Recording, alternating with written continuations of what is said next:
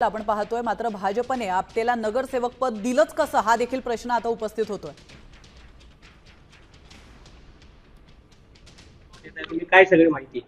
मी स्वीकृत नगरसेवक पदाचा राजीनामा देत आहे। त्यात म्हणजे शाळेचा, आदर्श विद्यापीठ संस्थेचा आणि भारतीय जनता पार्टीचा त्यांना कुठल्याही प्रकारचा त्रास न होण्याकरता मी हा राजीनामा त्यांना देत आहे। ओके, 4 नगरसेवक आपण भाजपाचे निवडून आणले आणि त्याच्यामुळे आपल्याला स्वीकृत नगरसेवक पद मिळालं होतं, काय सांगा? त्याबाबतीत काय असेल ते नंतर आपण बोलूया याच्यावर।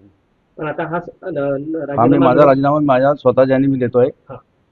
कारण याच्यामध्ये शाळेची आणि पक्षाची कुठल्याही प्रकारची बदनामी न होण्याकरता मी हे देत आहे। आता हा राजीनामा कुठे घेऊन जाणार, कुठे देणार राजीनामा? निवडणूक अधिकाऱ्यांकडे नगरपालिकेमध्ये। ओके, ठीक ठीक।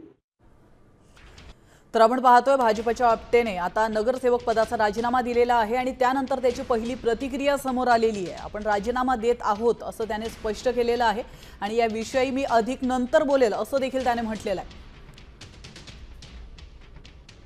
तर आपण पाहू शकतो, आपटे याने आता राजीनामा दिलेला आहे। मात्र तुषार आपटे हा नेमका कोण आहे त्यावर आपण एक नजर टाकूया।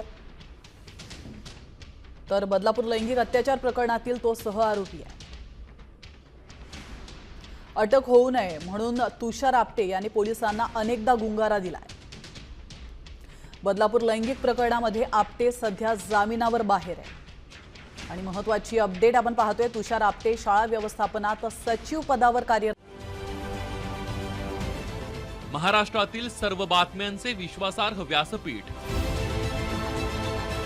सकाळच्या सर्व सोशल मीडिया प्लॅटफॉर्मला लाईक, फॉलो आणि सबस्क्राईब करा।